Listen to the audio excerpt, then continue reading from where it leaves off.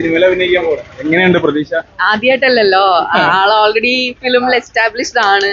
പിന്നെ വീണ്ടും സാന്ത്വനം ചെയ്തപ്പോൾ വീണ്ടും ഒന്നുകൂടെ എസ്റ്റാബ്ലിഷ്ഡ് ആയി. അപ്പൊ I M so happy for her. അവർക്ക് വേണ്ടിയിട്ട് തന്നെയാണ് വന്നതും. പിന്നെ അഭിലാഷ് ചേട്ടനും ഈ പറഞ്ഞ പോലെ അവിടെ എല്ലാവരും സ്റ്റേജിൽ നിന്ന് പറഞ്ഞത് വളരെ സത്യമായിട്ടുള്ള കാര്യമാണ്. ആള് വിളിച്ചിട്ടുണ്ടെങ്കിൽ ഡെഫിനറ്റ്ലി നമ്മൾ വരും. അങ്ങനെ ആള് ഭയങ്കര ജെന്യുവൻ ആയിട്ടുള്ള ഒരു പേഴ്സൺ. അപ്പോൾ ആളുടെ ഒരു മലപ്പുറത്തിന്റെ നെക്സ്റ്റ് ടീം എന്ന് പറയുമ്പോഴത്തേനും ഇറ്റ്സ് എ ഹ്യൂജ് മൂവി. അപ്പോൾ അതിന്റെ ഒരു ലോഞ്ചിന് വരാൻ പറ്റിയ ഒരുപാട് സന്തോഷം. പറഞ്ഞിരുന്നോ സിനിമയിൽ കയറാൻ പോണ ഞാൻ നായികയാവാൻ? പിന്നെ ഫസ്റ്റ് തന്നെ ആള് അറിയുമ്പോ തന്നെ ഫസ്റ്റ് പറഞ്ഞിരുന്നു. എനിക്ക് ഭയങ്കര സന്തോഷമായി. അതുപോലെ ഭയങ്കര ഹാപ്പിയാണ്. I'm so happy and excited for her. അവളുടെ ഒരു നെക്സ്റ്റ് ബിഗ് ഹ്യൂജ് സ്റ്റെപ്പാണ്. I wish more and more success for her career.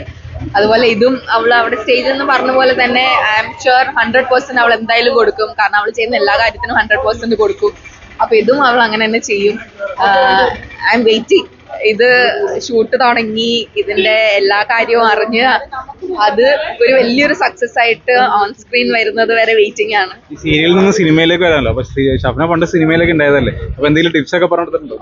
അവൾ ഓൾറെഡി സിനിമയിൽ ചെറുതിലേ തൊട്ട് വർക്ക് ചെയ്തിട്ടുള്ള ചെറുപ്പത്തിലല്ലേ, ബാലേട്ടനിലെ ശിവന്തില്ലല്ലോ. ടിപ്സ് ആയിട്ട് കൊടുക്കേണ്ട ആവശ്യമൊന്നും ഇല്ല. She's like very born artist എന്ന് തന്നെ പറയാം. അവളുടെ ഉള്ളിൽ ആ ടാലന്റ് ഉണ്ട്. പിന്നെ പ്രത്യേകിച്ച് ടിപ്സ് ഒന്നും കൊടുക്കേണ്ട ആവശ്യമില്ല. She'll do it the best. Okay, all the best. Thank you.